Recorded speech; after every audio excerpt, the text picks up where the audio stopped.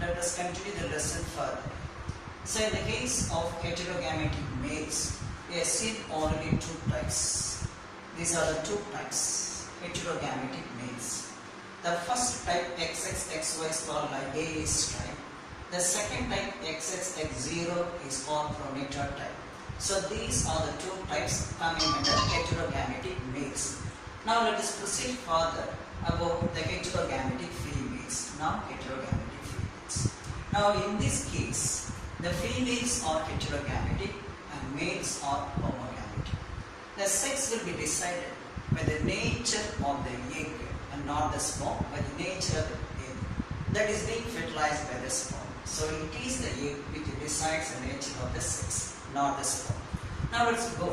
What are the types of heterogametic females? Now in heterogametic females, they have dissimilar sex chromosomes. For example, X0, XX or XY, XX. The female has either X0 or X1. For just actually understanding, want to give differences between the heterogametic males and females, we are not using that is X0, XX type. Instead, we are using another letter Z. Z0, Z type. The males have similar chromosomes and the females have different chromosomes. Again, in the subtle type, instead of using XY, we are using ZW. For XX, we are using Z type. So in these two instances, we can see the females are heterogametic. The females are heterogametic. The males are homogametic, having homomorphic chromosomes. Now, commonly this heterogametic female sex is observed in the case of insects and in the case of vertebrates like fishes, reptiles and birds. These are the general examples. These are the general examples where you can see heterogametic females. Now specifically speaking, I mentioned already, we have two different types of actually heterogametic females. In one case, we have Z0, Z type, and another case ZW, Z type. Now the first type is observed in the case of butterflies, in the case of moths, the insect, and also in the case of domestic chickens. The second case, it is observed in the case of gypsy moth, insect, a type of moth, gypsy moth, larger in size, an insect, that is fishes, reptiles and birds. In these cases, we have these types of actually sex determination. I will go with the first type as seen in the case of butterflies.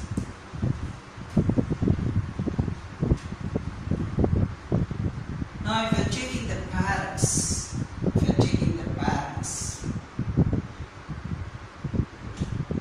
now this is the female parent having what we have. It's an example autosomes plus X0. So this is female. And if you're taking the male, they have autosomes plus actually that is XX. I mentioned already we are using XX for the heterogametic males. Instead, here we are using what is called Z0. Z for making difference.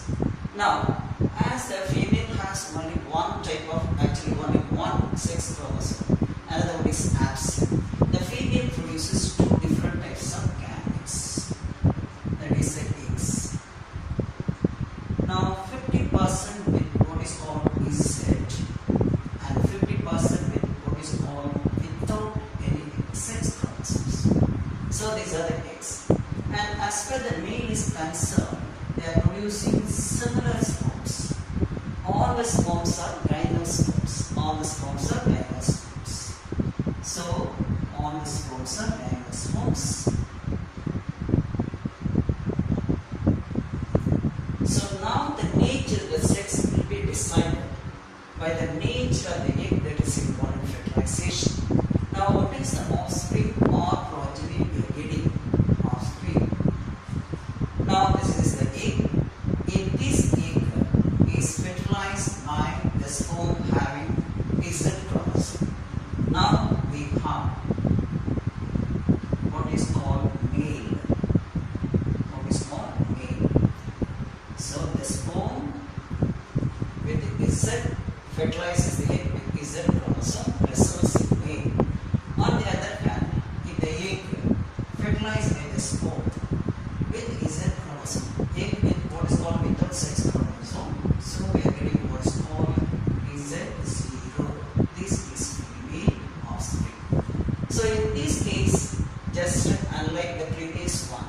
the sex will be decided by the nature of the egg that is fertilized by the sperm. So, sex will be decided at the time of fertilization. Sex will be decided by the heterogametic sex, and that too by the just egg and not by the spores. So, this is one type what is said in the case of butterflies, mass domestic chicks, etc. Let us take another type of sex determination. That is the second type.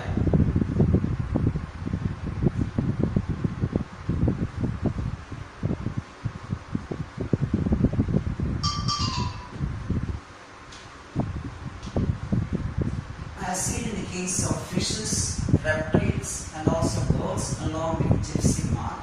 Now this is ZW, Z type. The female is heterogametic with one Z, one W chromosomes, and the male is homogametic with two Z chromosomes.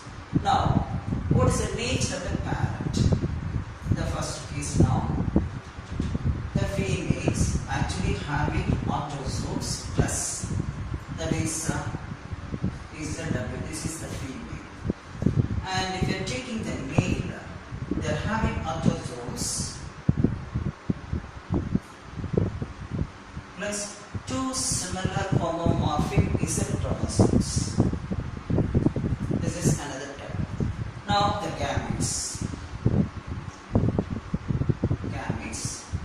Now the females, they produce two different types of eggs. One with Z, another one with W chromosomes. One with Z, another one with W chromosomes.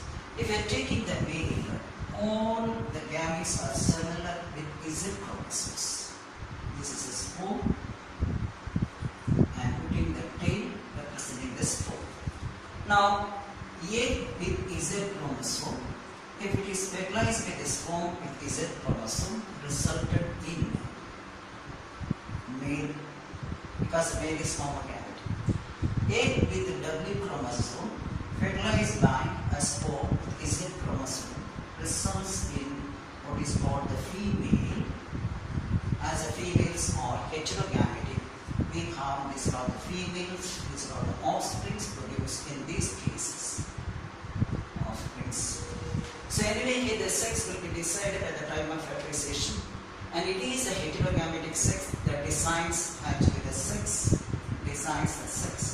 and here it is the egg that decides the egg. So as a result, you receive heterogametic females and then homogametic males. So this is another type of sex determination as seen in the case of the previous examples what I mentioned, fishes, reptiles and birds along with what is called the gypsy mark. As students, let us continue the topic. How is sex determined in human beings? Now in the case of human beings, we have 46 chromosomes. You know that 123 pairs of chromosomes. Out of these 23 pairs of chromosomes, 24 are autosomes and 2 are sex chromosomes. Now in males, in human beings, the males are heterogametic, having 44 autosomes and 2 sex chromosomes, what is called heteromorphic sex chromosomes XY. Now in the case of female, they have 44 autosomes and 2 similar homomorphic chromosomes. So the male is heterogametic and female is homogametic. Now here I mentioned already the sex will be decided by the heterogametic sex. That too the nature of the sperm that fertilizes the egg. So at the time of formation of gametes, now the male produces two different types of gametes. One is androsperm, another one gynosperm. The sperm with X chromosome is called gynosperm. This is what's called gynosperm. And the sperm with Y chromosome is called androsperm. Whereas the female produces the gametes all similar with X chromosomes. Now, the sex will be decided by the nature of the sperm that fertilizes the egg. Now, for example, the sperm having the X chromosome just fertilizes the egg with X chromosome, we have just the offspring, that is the female offspring. And again, if it fertilizes the egg with what is called actually, suppose you are taking the second one, when the sperm with Y chromosome fertilizes the egg, we have what is called 44 autosomes plus XY chromosome, that is a male. Likewise, in this actually there is a one fertilizes the egg with X chromosomes, we have 44 autosomes plus XX, that is a female. And similarly, if the one having Y chromosome fertilizes the egg with X chromosome, we have 44 plus XY, that is a male. The same method what we discussed already about the heterogametic males.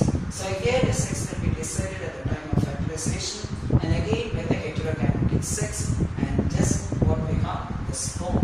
The sperm with the X chromosome, that is fertilizes the egg with X chromosome, resulting in female, and the sperm with Y chromosome, when fertilizes the egg with X chromosome, results in what is called actually, that is male. So anyway, now the offsprings may be 50% females and 50% males. If you have, there is a calculations of frequency.